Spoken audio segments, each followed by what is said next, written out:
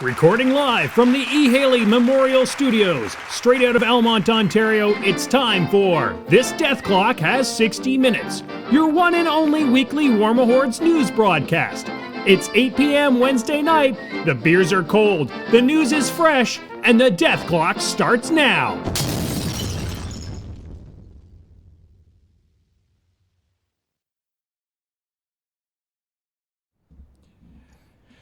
Well, good evening, everybody. It is that time once again for us to gather around the campfire that is our collective War Machine brains. It burns. It burns. It burns terribly. There's a topical cream for that. That's why I always smell smoke. Yeah. You don't smell smoke down there anymore, buddy. No. That's over for you. No. Are you still on that? Oh God, it's never going to end. Jesus. You're the first one of us to lose his gonads. I won't be the last. Nope. No, eventually we will all lose them. He who laughs first. I'll probably get to laughs. keep mine, but it'll just stop working. That's kind of where I'm going with this. All right, ladies and gentlemen, it is the death clock. It is time to talk about some War Machine and Hordes. We are not an addiction of any kind. I've been watching way too much Men on John while I've been working. Of course, tonight our guest, we're bringing him in from the faraway reaches of deeper Ontario. It's the one, the only James Craig. Say hello, James. Hey, everybody. So tonight, what we're going to talk about later on in the show. So if you want to, We're chopped liver. no, well, sorry. Do I need to introduce you guys? I'll No. introduce. Sorry, you guys. Hey, look, I'll introduce you guys. Okay. like They want to feel better about themselves. I like the drums too. Over here is the Ringo to my John. Yeah. So lackluster. So defeated. I know, right? I'm back. Yeah, I'm back. That's what It's happened. Maelstrom. Maelstrom, Yes. you've been playing some good friggin' War Machine lately, though. I've been And- getting super lucky. And you're totally on the OTC team now, I so am. you're like big time. Yep. We're all gonna have to keep up with you after your training. Yep. I don't know. I'm kind of a big thing on the internet. Do they play like when you walk into the Wizard's Tower now? Do Yeah. they play the Rocky theme song and make you like punch meat? Yeah, well, I requested that they did that. Like hanging. There's like I brought hanging- in a CD with the Rocky Rocky theme on theme. repeat. Right. And, yeah. and a side of And a beef. side of frozen beef. Yeah, nice, nice. Stinking All right. up the I was just store. impressed by the cooler they put in the back for it. All right, this is the most ridiculous intro we've ever done. All right, George, you are the PG, the semi-auto magic, the one, the only, the one who makes sure that there are events going on pretty much 24/7 in the Ottawa area. I would like to blame you for my War Machine addiction, and if my wife ever looks at my bank account and figures out how much I've spent in the last 2 years, you're the one that's going to be in trouble. Yes. So what's going on? I tell my wife that I bought it with PG points and that she shouldn't question it. Yeah, you got the other problem, which is your wife knows how much all these little... Yeah. The downside of your wife playing is that she knows exactly how much you spend on your addiction. The upside is that she's kind of okay with it because as long as you buy a model for her every once in a while. Absolutely. Yeah. All right, ladies and gentlemen, it's pretty simple tonight what we're going to be talking about. Just like the rest of us. We like to keep it simple. We're going to keep on a single yeah. topic tonight. It's we're going to try. After the news, we're going to talk about model conversion. James just came back from Sword and Brush and did an amazing conversion on and he'll talk about that conversion at length, hopefully, later on the show, and how to do some conversion stuff. That's why James is here. But the first things first, we got to talk about the news. There's some news that happened. I'm really super impressed with the range of accents you got Yes. going on tonight. I'm going to be doing them all. They're drifting around the world. And out. Yeah. In and out. All right, so we have a bit of news coming out of PP this week. There was some. We're finally starting to see some model releases after a kind of a dry spell. There was a lot of stuff that we had heard was coming, and a lot of stuff that was announced in Mark II that we're all like, well, wait, there's a Helios. there's an all new war. Shouldn't we get some models? All new war with the same crap. Yep. The new pretties that we saw might be the model that throws the Archangel out of the top spot. Ooh, Which the Raptor, the Storm Raptor. Storm Raptor. It's pretty. It was super pretty. I'm going to let James talk a bit about it, but I Yeah. want to talk before about how shit it is to paint feathers. And that thing Oh, really? has a frigging shit ton of feathers. I mean, I'm not Painting talking feathers is easy. No. You paint it all one color, then you God. wash it, then you dry brush, Jesus. and you're done. It's awesome. Oh God! So the best comment that came out of Dallas Kemp when he was talking about the modeling process for doing the Una 2 was like originally it had like 6 billion feathers on it, and he just kept walking by going, less feathers, God, less feathers, please. James, you've seen the Storm Raptor? How you feeling, buddy? I think it's pretty sharp. I saw Matthew Fontaine comment on it today, saying that he feels that Privateer Press really upped their game on this one. I think it's a pretty slick kit. That being said, I have no desire whatsoever to paint one. Too many feathers. Oh God. I have a friend who's quite like he's world famous for model carving carving ducks, and he talks about the stress you go through to get the feathers perfectly right when you're doing art level, like display level models or decoys and that kind of stuff. And it's like there's whole books written on how to paint feathers. I want to paint one, but I also don't. It may be their best model, and it might be the lowest selling just because we all got to go, no. Well, if you consider the percentage of painted models to unpainted models, True. I'm sure it'll sell just fine. That's right. Most people won't even paint it, so They'll look at it and go, wow, that is gorgeous. Someday I'll pay somebody way too much to paint that. it looks really good in gray. I like to silver surf. Next, we had some very cool leakage, including cool leakage. You can have cool leakage. Check your leakage. Cool leakage, including a luster feet. for all. A feet. We heard about a feet. We did hear about a feat, and whose feat would that be? Because who needed another model? The best guy in the game right now. Haley 1? Yeah. Oh, yeah. But pretty much. Yeah. Haley 1 needed another model, Pretty right? much. Let's take Haley whatever 7. caster is super awesome and just keep making more models of them. Yep. Madrak is getting a new... Madrak he's got a new sculpt for Madrak 3. He's got a giant shield. He does, and he kind of looks like an impaler. Yeah, it looks like he went and stole the Impaler's backpack and the Bouncer's shield. Yeah. Well, he's feeling I'm inadequate. totally okay with that. I think he's feeling inadequate. Once you don't have Wrathrock anymore, you're like, how many large phallic objects can I hold at once? I need a shield to hide behind. I'm sorry. I'm sorry for all those things I did while I was holding Wrathrock. Yeah, and what does his feat do? Or the rumored feat, or it might be a feat. It might just be a power he has. What I understand, this is not official, but comes from a relatively reliable source. So, his rallying cry, which we're assuming is his feat, boosts the Trollblood's already legendary toughness, preventing friendly faction models from becoming knocked down, causing tough rolls to pass on 4, 5, 6, so super tough, and allowing models to successfully pass tough rolls to advance 3 inches. In addition, Madrak has the protective aura ability, allowing him to grant the same protection to his army as a Creelstone Bearer and Stone Scribe unit, because everybody needs 2 Creelstones. Yeah, that's nasty. Well, it might not stack. I fucking hope it hope doesn't. not. It just means that you don't it just have means to the take a bubble is Creelstone. twice Yeah. as big. Yeah, That's true. In the description, it had the same terminology for the effect, so that would suggest that it won't stack. But what it means is one of two things. Either you can have 2 bubbles, Yeah. or you could go to war without a stone and free up 6 points, Yep. plus the extra points for the UA. Difference would be, though, you wouldn't get the benefits that you get with the UA on the stone. Yeah. Yeah, interestingly, this means that trolls are not going to stop paying the Creelstone tax, though.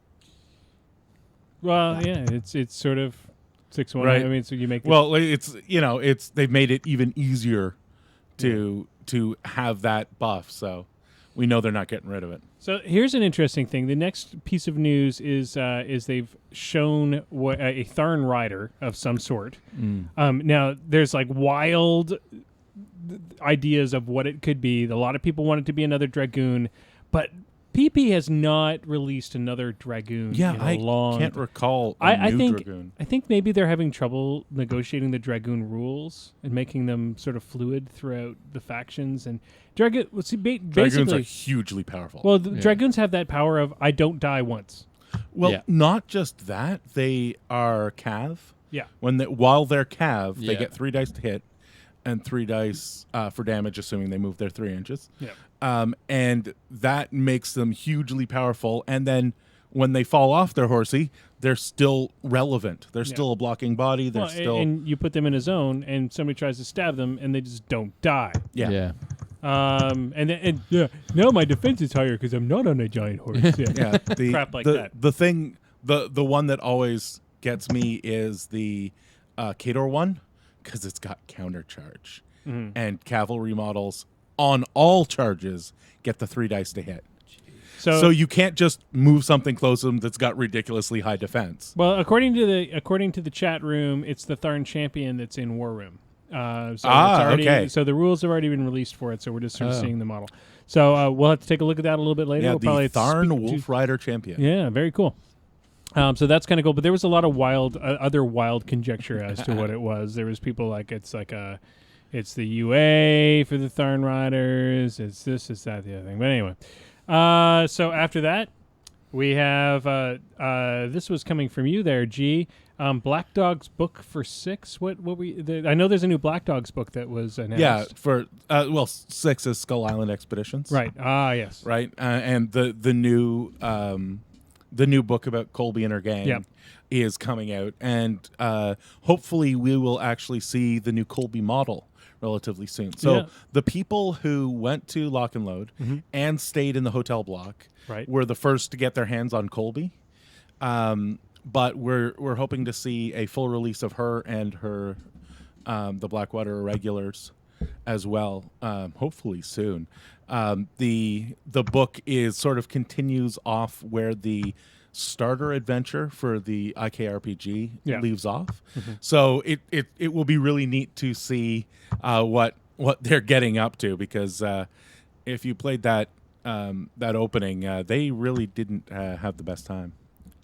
Is it actually your birthday today, Jason? No. Oh, because your mom's singing happy birthday to you on the She's chat. a little early, yeah. All right. Speaking of books, though, guys, also confirmed this week is the upcoming release of the Trolls book. Yes. Coming real soon. Got to see the cover.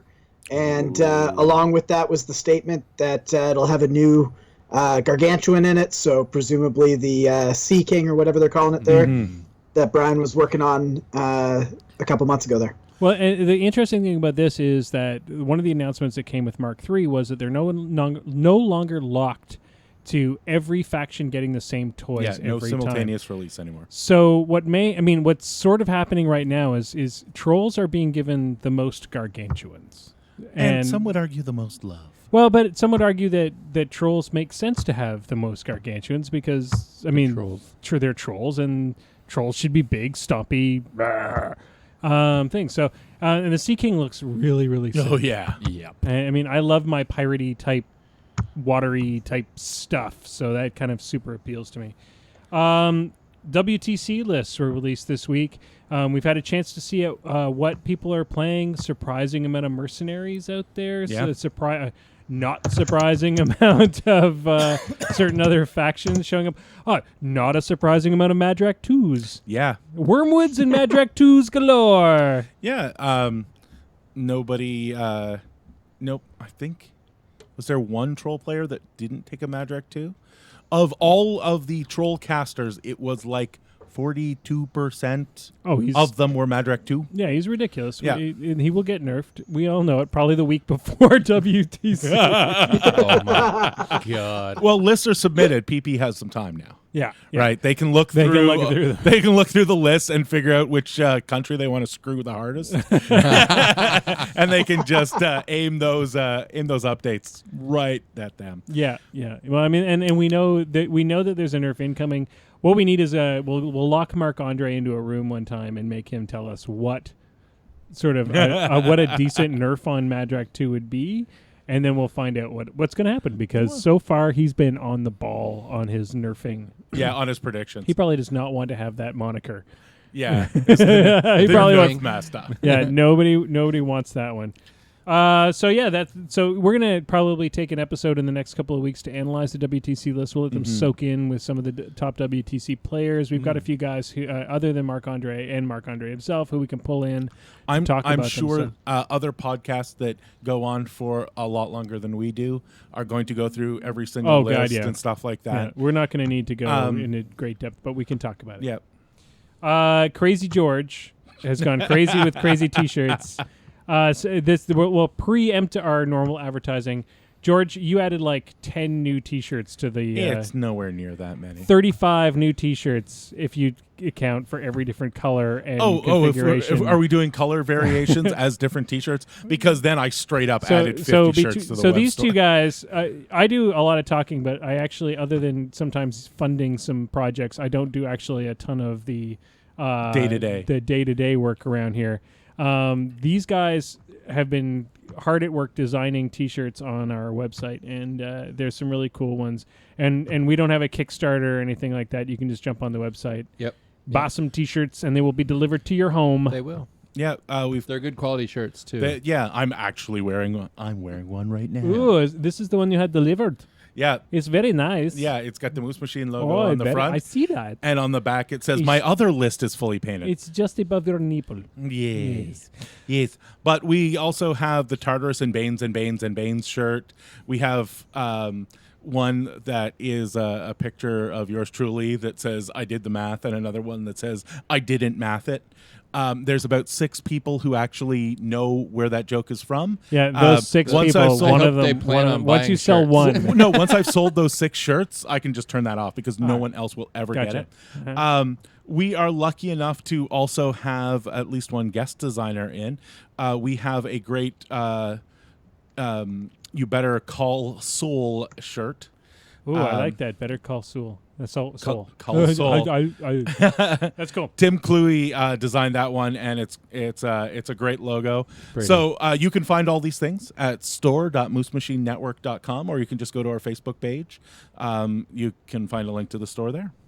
All right, I'm going to send this over to James. James just came back from Sword and Brush. The last piece of news is Sword and Brush was last weekend.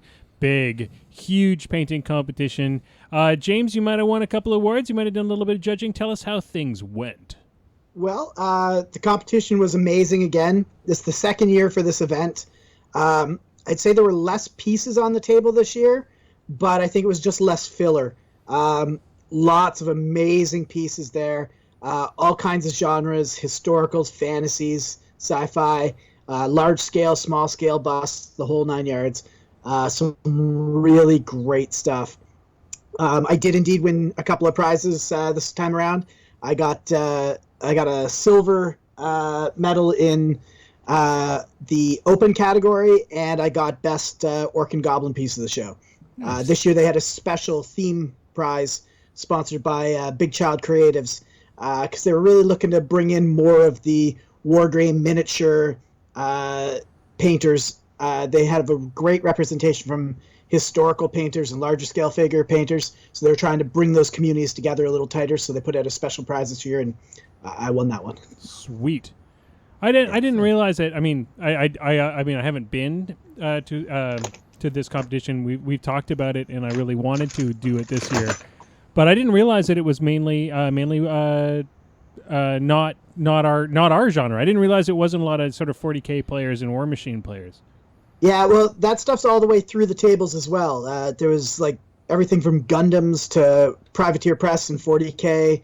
There's this really incredible Eldar piece there that had very fine detail. There was some Smog, like steampunk miniatures stuff there, and a whole variety of other things too. It's just the show's a complete package. It's really, really solid. Awesome. All right.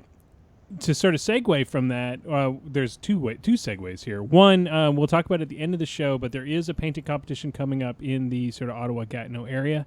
We'll hear more about that in the coming weeks. Our friend Jean is running that one, or he's part of that one. He was making posters last I talked to him. I believe it's going to be in November. Mm-hmm. So I'm going to get my first chance, and hopefully we'll drag James out this direction to go be part of it, and I'll have my chance to kind of to go into a real competition. which is kind of cool. I'm sure there'll be several of our guests that have been on the show over the years that'll be there. We'll talk about that as it comes down the pipeline. But to make sort of a transition over to what we're talking about tonight, James, you did a conversion on a Goblin Tinker. Yes, that's correct. Hang on, let me see. Hey, it just happens to be right here. Oh, handy. How handy is So that? let's see if we can do this. Whoa. He is amazing. Yeah. So James and I talked about this while he was making this. This is by far the most expensive 2-point model in all of War Machine. Oh, is it still a legal model? Is it on the right base and everything? It is. That's Wow. amazing. So It's going right in my army, chase my war wagon around, or whatever you call that. let's go over the rules here. It's at least 50% privateer press model, right? Hold on. It Hold is on. indeed. Before you guys get into that, because this is the topic of tonight's Focus!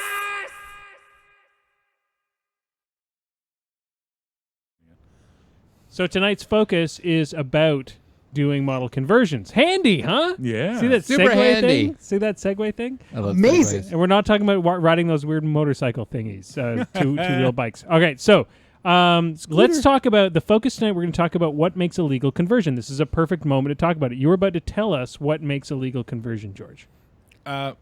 Well, there are a couple of things that that you need to satisfy. It needs to be at least 50% of the model has to be of the actual model, whatever the one that Privateer Press sold you. It needs to be, I think, all Privateer Press parts, as I recall. It has to represent the weapons that the model has. So if your model has a sword and a shield, you have to have that sword and shield as the You have to have a model's sword and weapons. shield. at Yeah, least. it doesn't have to be the same one. It just has to be It can't a be. sword It and can't shield. be a mace and a buckler. For Exactly. Correct. You can, on the other hand, replace the shield on your avatar of Menoth with, or the sword on your avatar of Menoth with something that isn't a butter knife. You know, that is actually a sword. Right. It has to be on the correct base size as well.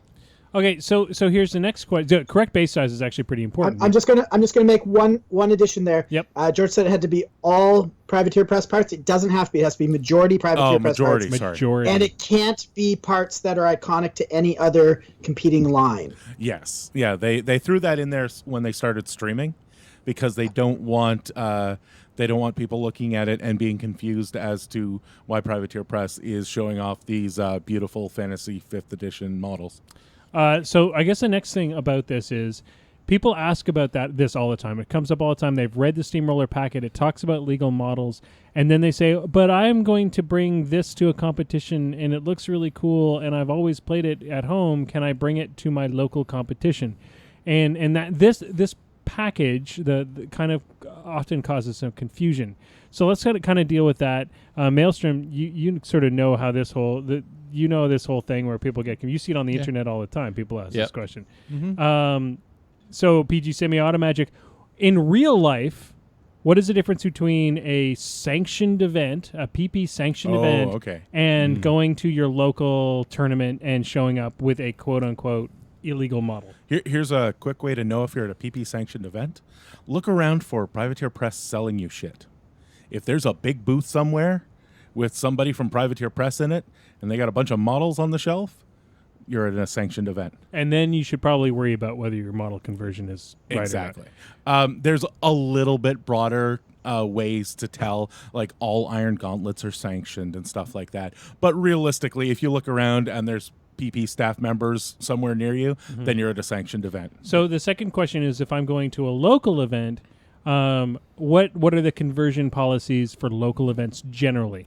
Generally, most people follow the steamroller, but they follow it more closely or loosely based on the actual tournament organizer. The quickest way to tell is take a picture of your model with your cell phone and send a message to the tournament organizer, whoever they are, and say, "Can I use this in the event?" Yeah. And I will say, a good 80 to 90% of the time they're going to say yes. Oh, yeah. Yeah. I mean, often even in local events, they'll let you proxy stuff. Oh, yeah. What I do as an event organizer is I pick up the model and I walk up to 5 people and who play that faction and say, what is this? And if I can get at least 4 out of the 5 to give the right answer without prompting, then I'm going to let it go. Because the big problem, why we don't like proxies, like why those rules are in there, other than to cover PP's ass when they're putting it on the stream, they're mostly there so that you don't look across the table and see a model that has 2 gigantic swords and you're like, obviously that thing has a pair of giant like POW 19 weapons, and then the guy's like, no, he only has 1 gun. Yeah, range 10 gun. 1 range 10 gun. That is why the conversion stuff is there. Hey, James, if you'll do me a favor while we're going through all this, could you post your blog post in the chat so that people that want to see sort of some closer pictures of your conversion can see that? We'll also have that posted. James has already a link to it. Guys, on our if you Facebook just page. go to www.lostinthewarp.com, and I'll put the link up there too. But even after today, it'll be one of the first posts after the header. Yeah, and James does a great job of breaking down how he does stuff, so you'll have a chance to learn something at the same time. It's a fully worthwhile website. I actually kind of to give a little shout out to James here. I've been working on the freehand on one of my busts, and I basically used his blog as reference.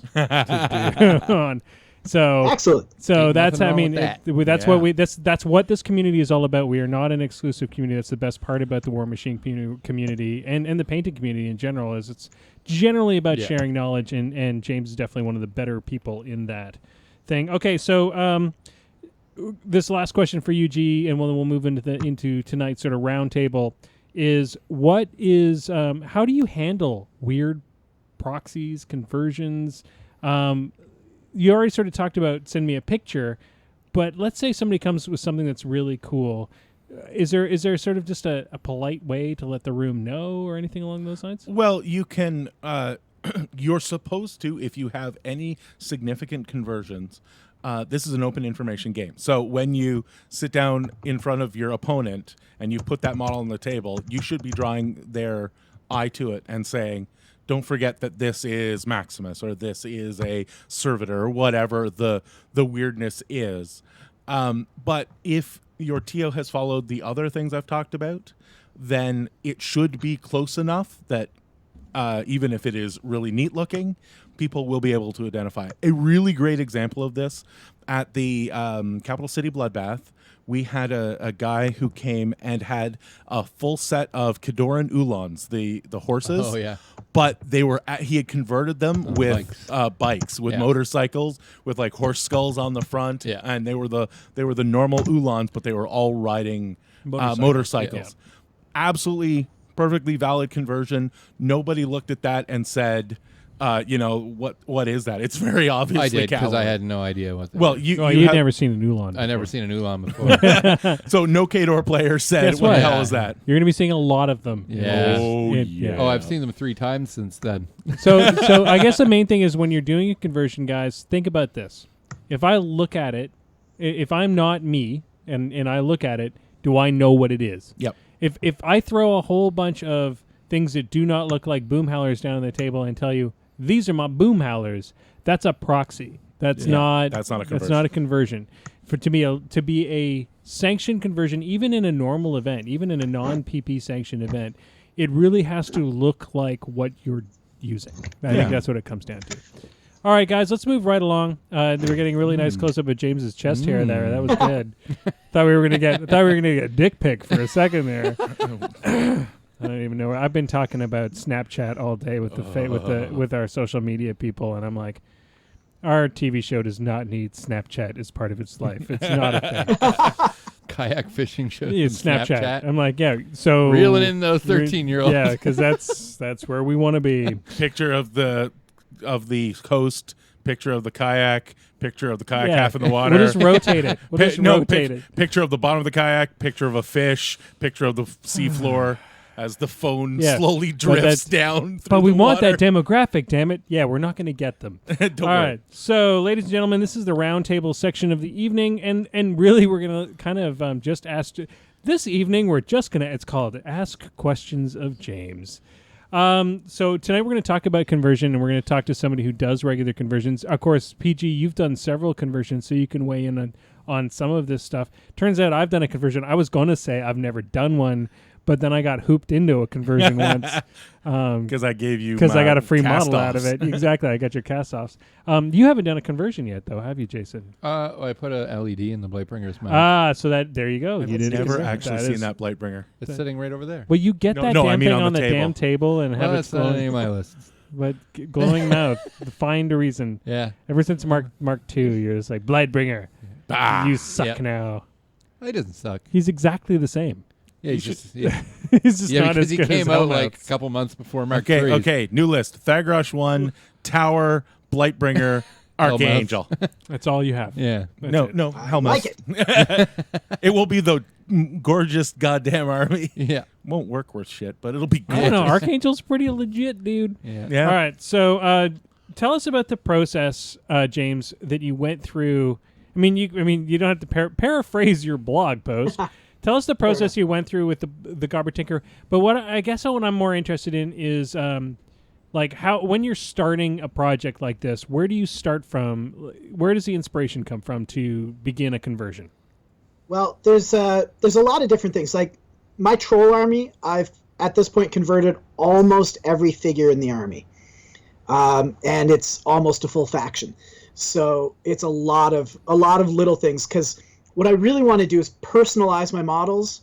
And for me, the one thing that I always hated in Warhammer and whatnot was having the same model over and over and over again in a unit, let alone in an army. Just wasn't going to happen. So in order to do that, you sometimes have to find small ways to change and differentiate between models. And that's usually my starting point is, all right, I've got one of everything. Now I've got these repeated poses. How am I going to take these models and turn them into something a little more personal? With the Goblin Tinker, instead, my goal really was very much to build something for competition that I would also want to play with. And there was this picture. I've been told since that it's somewhere in one of the Iron Kingdom role-playing books, but I had it in an old No Quarter. And it was these gobblers, and they had a warjack pulling a giant wagon full of scrap. Yeah, I've seen that one. And that was actually my starting point was, I want to build a Goblin Tinker who's scrapped together most of a warjack and is using that instead of the cart. So I got a used Signar Jack, and I ripped the leg off of one of my Merc Jacks, and I had a Gobbler Tinker model waiting in the box for me, and that's where I started at. I wanted to make sure that it was going to be legal, so it had to have the recognizable components. So mine has, so it's got the Tinker on top, clearly. Mm-hmm. It's got the supports from the wagon, which would normally be pulled behind them, but I turned them into levers. It's got the scrap cart and all the scrap pieces in the back. The only thing it doesn't have is the wheels. Everything else is there. And the Goblin himself is a prominent enough part of the model that he's obvious and very much a visual center for the model. So, therefore, it's recognizable as a Goblin Tinker, even though he's got all this extra scrap in the form of a half-built jack with him. So, to be guilty, Goblin Tinker was like one of the first models I ever bought. Oh yeah, And that's it's right. one of isn't my it? favorite paints. It was one of the, it had so much cool detail to it. Yeah.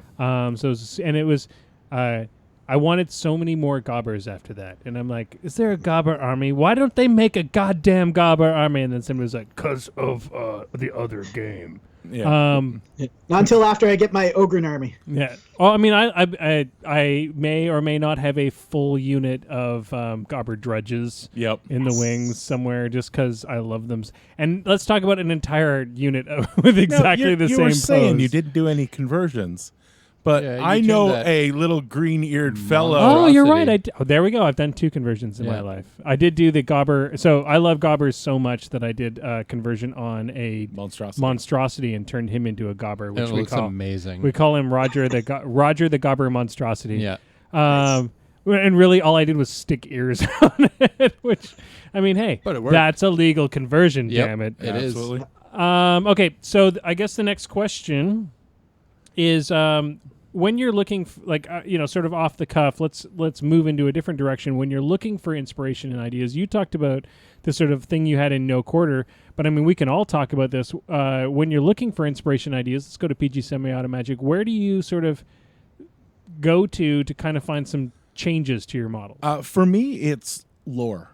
Like I am a bit of a fluff bunny, and quiet you.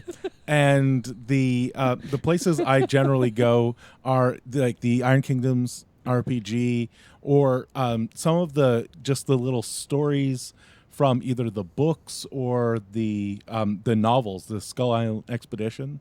For example, my Rasheth Fatty. Most people have the standard Rasheth model, which is Rasheth with 3 tiny little elephants, or the little pain givers basically underneath him.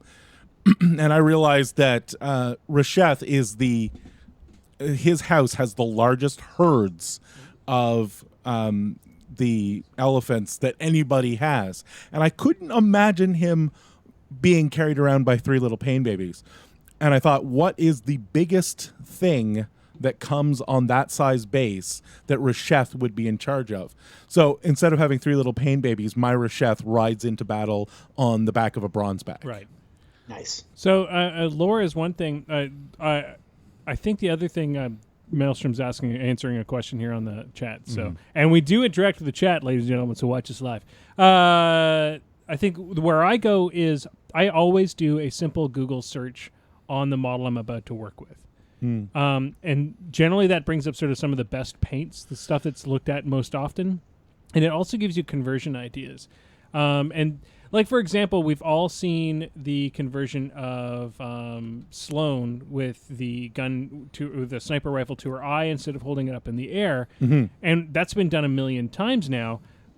But I mean, most people wouldn't know that conversion exists until they do their first Google search on Sloane, and it's like, oh shit, that's really cool, and it's simple. The unique Sloane conversion I saw recently was one guy had her actually prone, laying down on the base, firing, and I thought that was cool. One thing I'm proud of is if you Google Mega Mulg, there's been a number of people who've made this conversion of Mulg using Dozer's legs to make him much larger.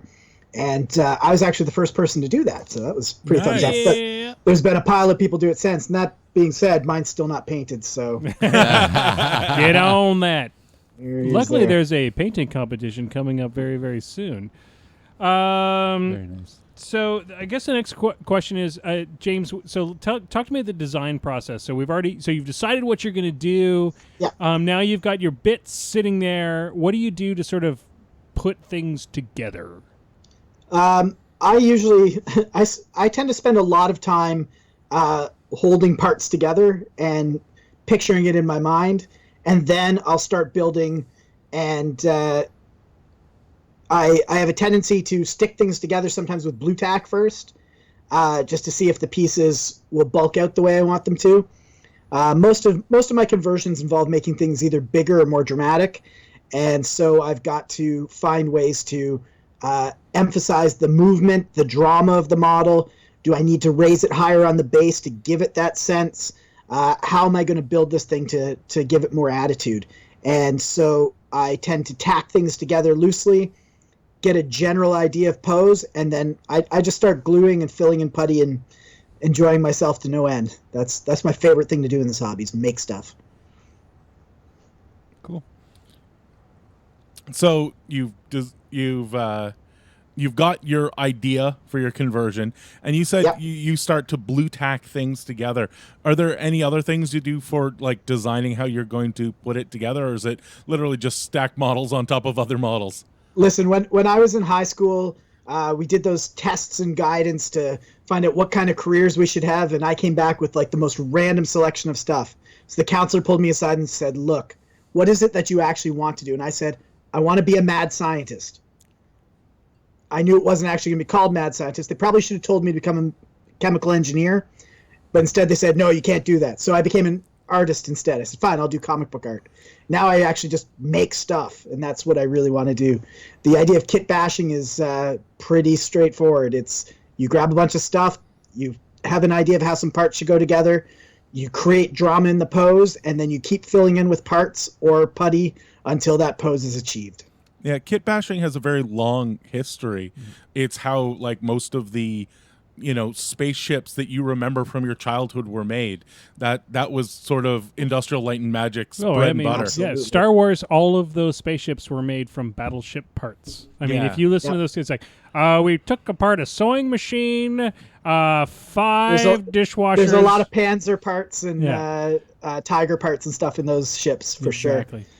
Maelstrom. So, James, if I've not been putting models together for very long, and the thought of even pinning terrifies me. Where's a good place to start as far as getting even just the legs and arms into a different position? Right. So there are 2 tools that you really need, and a pile of tools that you could add all day long to. But the 2 things you need an X-Acto knife, and you need some kind of saw. Okay. I prefer a flat-bladed razor saw to the jeweler saw. Jeweler saw is like a U-shaped handle with a very thin blade in it. If you're just getting started, you'll find that the razor saw, which is a wider flat blade, X-Acto makes them, lots of companies make them, is a much more useful tool for most applications. You're less likely to break it, and you can use that to start chopping things like if you want to bend a leg more. One way to do it is to cut a V-shaped groove into the back of the leg and literally just squeeze it together into place with a little bit of glue. If you want to change the stance or the pose of a shoulder, often if it's a static model, sometimes it can be bent into position, but sometimes you'll have to, again, cut a section or sever it completely, and then you tack it into place with a little ball of green stuff or some super glue, let it dry, add more super glue, and add more green stuff to smooth it out. Cool. So, green stuff. Green stuff. Needitite is a thing. Needitite, Needolite, not quite Milliput, but green stuff is the modeling goo of choice for, well, just about everybody in wargaming, as far as I can tell. So, what if you had to give sort of 3 basic instructions for green stuff?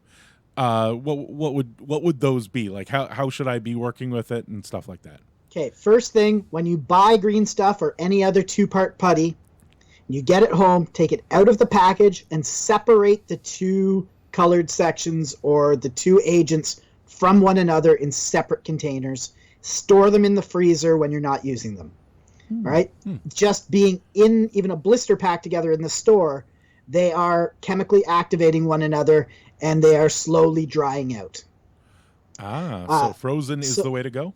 Frozen is always the way to go. Just it drops the chemical reaction, and also separating them so that any gases that are released aren't causing curing in the other half. So separate them, throw them in the freezer. They warm up very quickly. When you're mixing your 2 compounds together, mix them very thoroughly. If you think you've mixed it enough, take another couple minutes and mix it a little bit more. It needs to be consistent in color. It can't have any little balls of hard spots in them. If you find something like that, take that part out, use it in scenery or something later. But if you're going to be doing any real sculpting or detail work, you need to mix it consistently. And the third rule, the most important thing of all to know about green stuff is it should be done in layers. If you try and do it all at once, I fill the spot with my blob, I try and shape my blob. The thing is, every time you push on one side, it'll distort somewhere else. If you fill in the general space and let it dry and then come back to it and put the skin cover on that, then you will be able to create smooth finishes. You'll be able to blend edges into surfaces. you'll be able to make it so that it disappears into your model, and that you won't have a terrible time trying to sculpt any kind of surface detail because of everything underneath of it squishing and distorting. So just like paint, where you really need to thin it down and use lots of layers, the same thing goes here. You need to fill it in and then do lots of thin layers. Yeah, create an armature and then skin it. Kind of like wireframe in the animation. Create the wireframe, create the thing that supports it, and then put your detail layer on the outside of that. James, one of the things that I found helpful was also using some basic green stuff tools. There's a few different types out there. Sure. You can use dentist tools, which is the first thing that George introduced me to. You go to your local dentist and say, "Do you have any tools that you're not, that are old and rusty? I'll take those." But you can also buy them at your hobby store. One of the things that really helped me also was I keep it wet with saliva, and that keeps your tools from sticking to the green stuff, which tends to be a bit of a problem for new people. Is they're like, I just end up dragging and creating a mess. I had that problem. Now I know why. More. You got to lubricate. Yeah, lubricate, ladies and gentlemen. Anyway, that works for me. I don't know if you had any other tips on that, but that was one of the first things I learned that kind of upped my green stuff game. Is I lick my thumbs when I'm working with it. It just kind of just smooths things out. Also, when you're smoothing your green stuff, however you want to do it with your tools or with your thumb or whatever, if you lick your thumb with a little bit of saliva, you get a smoother, more consistent finish when you're done. But anyway, you can also use things like chapstick. Yep. Is a really good one for helping to smooth out your surfaces. If you look and you're saying, "Oh, I'm making the green stuff, I'm doing it in layers. It's okay, but I can never get that smooth, shiny surface I see professional sculptors get." They're using an additional lubricant, probably something along the lines of a petroleum jelly or a chapstick. All right, so let's just go to give some tips for beginners, that just simple conversion stuff that everybody can do. One of the ones that's most common is having to replace spears on weapons because plastic spears break when you're using them. And metal spears bend into little tiny balls. little contact pieces. I think we've all gone through this. It usually takes you going to somebody else for some advice. Let's talk about the wonder that is brass rods. PG Semi-Automagic, whereabouts do you find your brass rods? Well, you can often find them, at least for the beginner, probably the best place is at your local hobby store. People like Privateer Press and I know... I'm blanking on their name. The people who do Army Painter. They both make not only brass rods, but brass rod kits. They might be called pinning kits. And the great thing about those kits is not only do they have the brass rod, but they have the right size drill bit to go with it. Now, as you get farther into it, you'll want to source your brass rod in other places. Usually train stores are good. Anywhere that does model train type stuff will carry a variety of things What like we might brass call rods. traditional modeling. Traditional modeling stores. James, do you have sort of like a quick guide to replacing spears at all? Do you have sort of like that like James has a guide? Go. Yeah, for me the easiest thing to do is I get a set of flat-sided cutters. I cut the spear head off at the shaft. I cut it off at the hand and below the hand, drill through the hand, and drill into the spearhead, and then I literally just plunk it right on back on top. That could literally have been the worst sexual experience of anybody's life right there. Ow. Cut the rod, drill the spearhead. Last but not least, but effective. Let's just go around round table. That's why we call it the round table. Let's go around and sort of give our favorite conversions that we've ever seen or done. It can be one that you've done. It can be one that you've seen. I want to go around the round table. We're going to start because I know Maelstrom has one. No, no. You want to be last. I'll let you. Last. You'll be last. You can be last. PG Semi-Automagic, what's your favorite conversion that you've done or seen? Well, done, I have to talk about my Prime Axiom. Because I'm playing Convergence, I have a ridiculous amount of it, and I have two Colossals, both the two Prime Axioms. And I wanted to do one which was the pre-Aurora Prime Axiom, because, again, in the lore, she's the one who came up with the flight ability, basically, for Convergence. And so I needed legs. I needed a Prime Axiom with legs.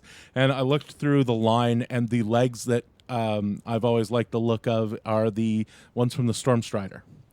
And so the problem with the Storm Strider is it looks like a Storm Strider legs. They have all these little storm nodules on them for the electricity and stuff like that. So I had to go about, sanding all of those off, and I went the whole hog and recast some convergence parts to put on them.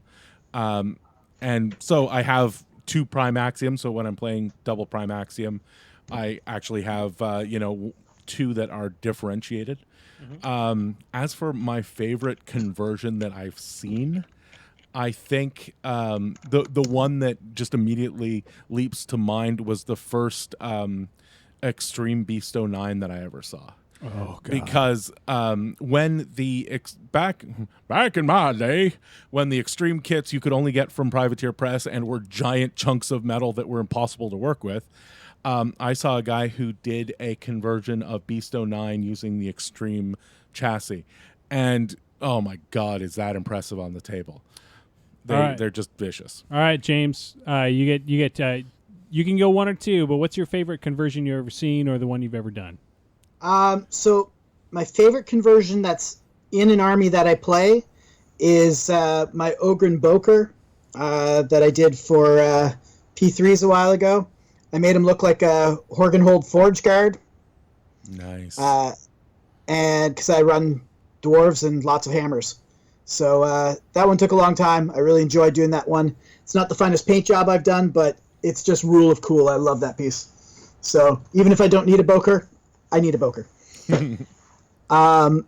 Probably the piece that is my best work is something I've been picking away at for years, and I have no idea if I'll ever even finish it.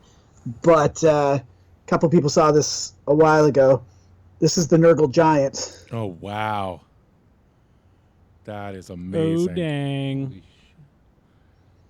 That's back when I was trying to sculpt often and really working at it. Now I'm really rusty, so I won't touch it ever again. Very cool. So what you need to do is just call it a bust and start painting. Sounds about right. All right, Maelstrom, I'm putting you on the spot, buddy. Well, I can't think of one off the top of my head, but we were talking the other day about what a cool conversion would be. It would be taking the Archangel and having basically a gigantic Proteus using some of the tentacles. God. Yeah. Because you love tentacle porn. I do. So I'm a big Cthulhu guy, so... Oh, your mom's watching. You like tentacle movies. You like bento. I'm a big Cthulhu fan, things so... with stuff.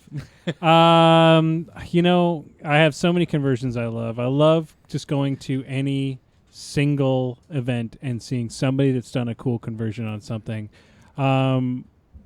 So off the top of my head, my favorite conversion I think is still Roger, because it was so simple to do Roger. And the cool thing about Roger is that right after I put that up online, 5 other people immediately did the exact same thing. Good ideas spread, man. Which is awesome. I'm like, that's what you want whenever you do.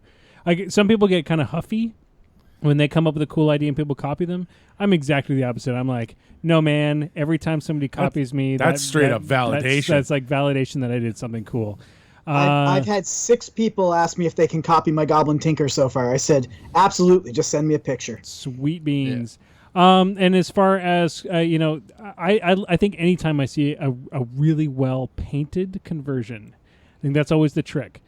For me, I want to see the end product. It's always cool to do a conversion, but finish it. Finish it. So that's my final piece of advice. Before we lead into, you're going to queue up that thingamabob? I've been queuing for you tonight. I apologize for that. It's because your remote's so far away. It's time to queue up the lightning round. We know what's going on. All right, guys. 10 of the hardest questions in all of War Machine. And, normally love Minty to death because I generally am last minute with Minty because I always write the questions just before I'm heading over here while I'm eating dinner. That's just so that you guys don't bust into the question vault, find all the questions and figure out the answers. Question vault's over there. I do that for you. Oh, we have a stack of questions for the next time we do Lightning Round Live. The first time we do Lightning Round Live.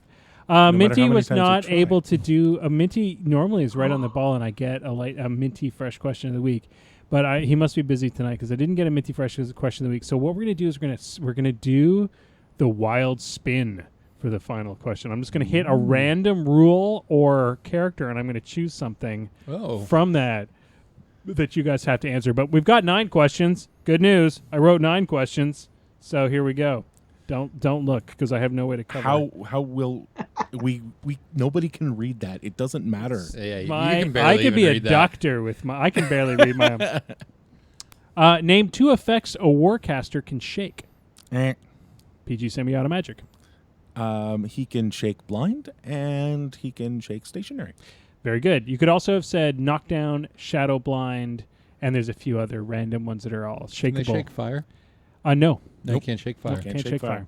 Which is why fire is so nasty. That's on a why warcaster. fire kills casters. Dense fog will lift on a roll of 1 or 2. 1 or 2 is correct. Very good.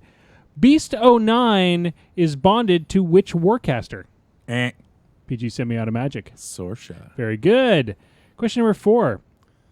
Distant deployment allows you to deploy 12 inches beyond your normal deployment zone. Very good. God damn, you In guys the are distance. on the ball tonight. Allows you to deploy in the distance. Question number 5. Deep. With fuel cache, you need to place Hard. smoke during your...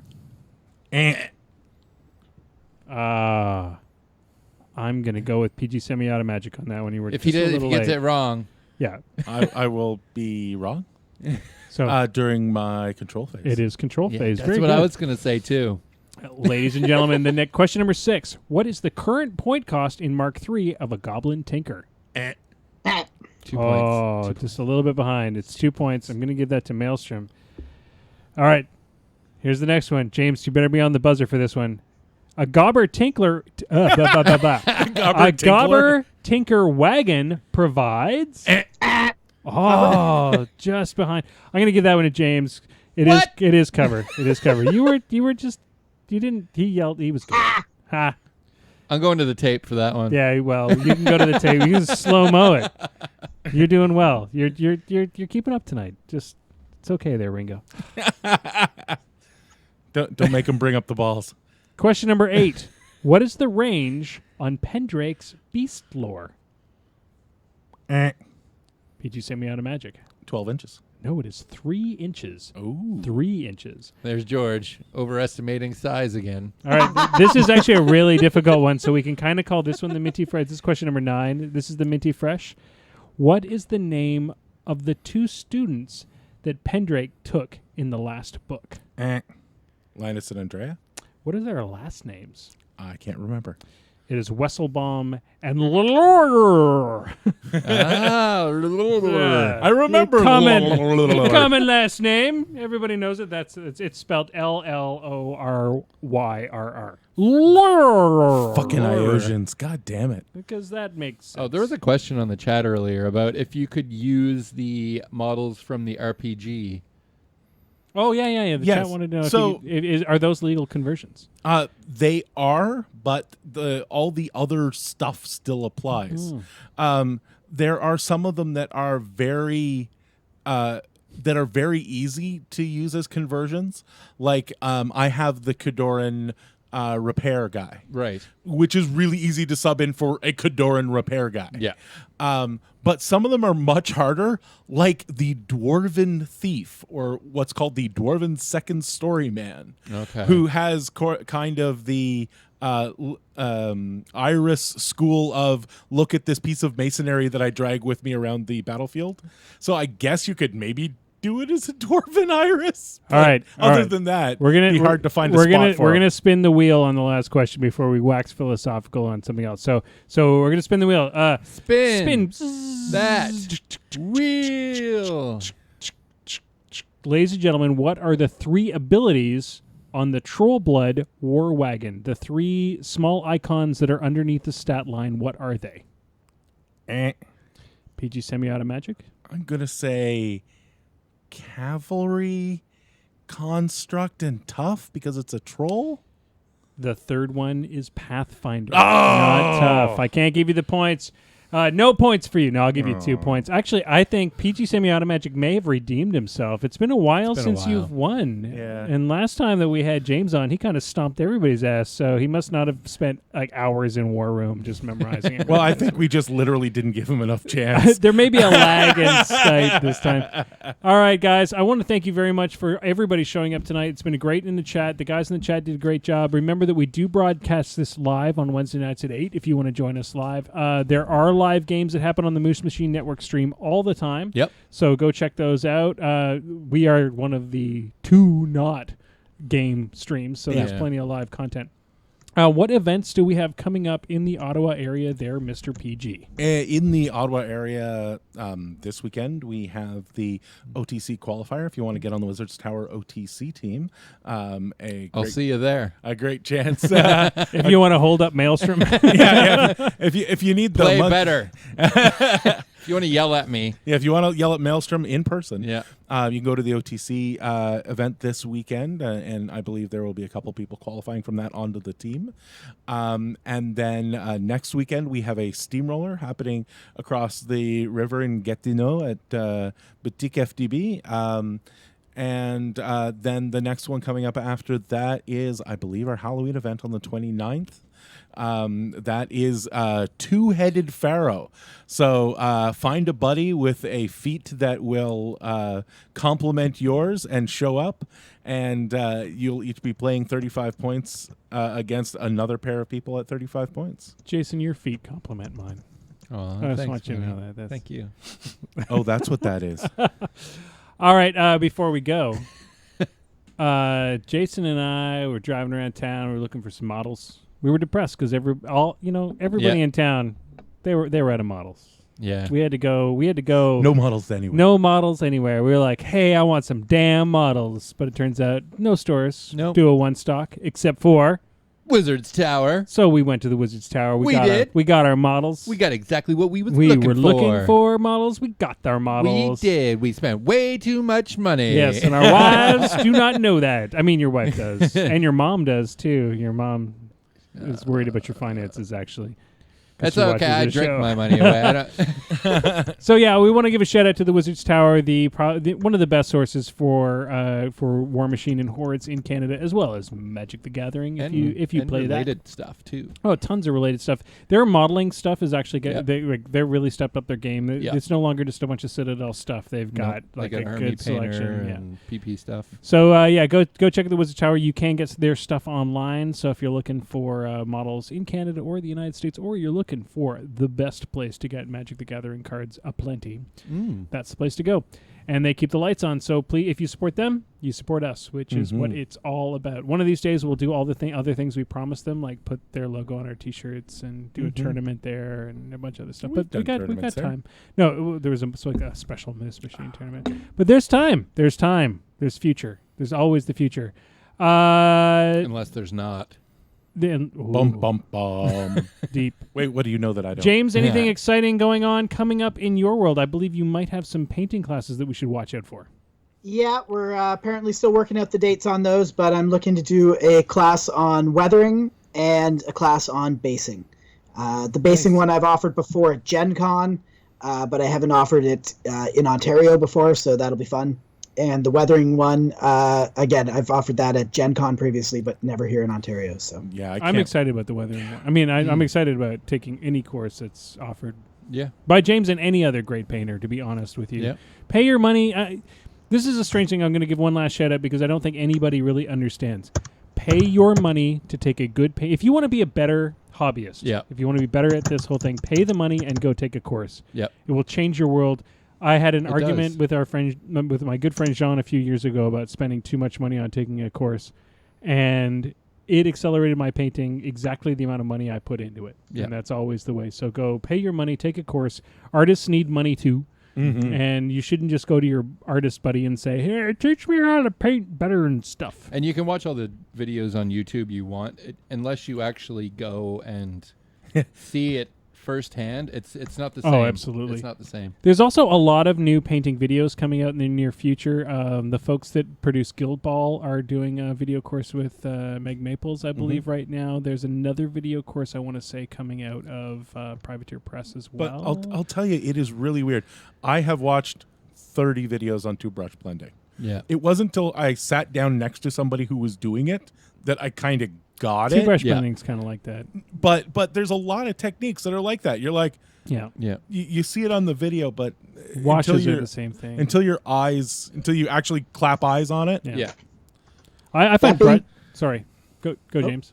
I'm going to plug just a couple of different painting resources. One, Ben Kometz has started a new Patreon account, and his video tutorials are incredible. You may not get everything out of the just watching it the first time, but when you sit down and start trying along with the video, it's really, really informative. It makes a lot of sense. He's got a great way of teaching. And if you're in at the $10 a month level, which I'll spend on Starbucks this week, you are entered to win the piece that he's publishing that month. Oh wow! You can win the actual figure, and he provides you with all the handouts of the paint schemes and things like that. So that's a super awesome. That's a fantastic deal. Yeah, check that out for sure. Yeah, and the other one is Banshee. Alfonso Heraldez is coming to Canada very soon, I think. I think there might still be some spaces left if you contact Mathieu Fontaine through Facebook or through his website. He'd be able to better tell you. It's not a cheap course, but it will be an incredible, eye-opening kind of experience. It's a painting course that's not for the faint at heart. He really pushes you to work in radically different ways. If you look at the type of stuff that Matt DiPietro is doing these days, his whole world kind of changed when he took courses with Banshee. So it really pushes people to try different things with an amazing, amazing painter. # sketch style. All right, ladies and gentlemen, we're going to have to wrap this up because we're 4 minutes past the death clock. We failed again. We're terrible at the death clock. We're the worst ever. We are. So that's it for us for this evening. Thank you for joining us, everybody. And that's it from the death clock. Dice down. Dice down. Moose Machine and This Death Clock Has 60 Minutes is a proud part of the Muse on Minis network. Podcasts go online every Thursday morning. You can watch the show live every Wednesday night at 8 p.m. Eastern on Twitch and keep in touch with us on our Facebook page. Just Google Moose Machine. If you can't find us, you're doing the internet wrong.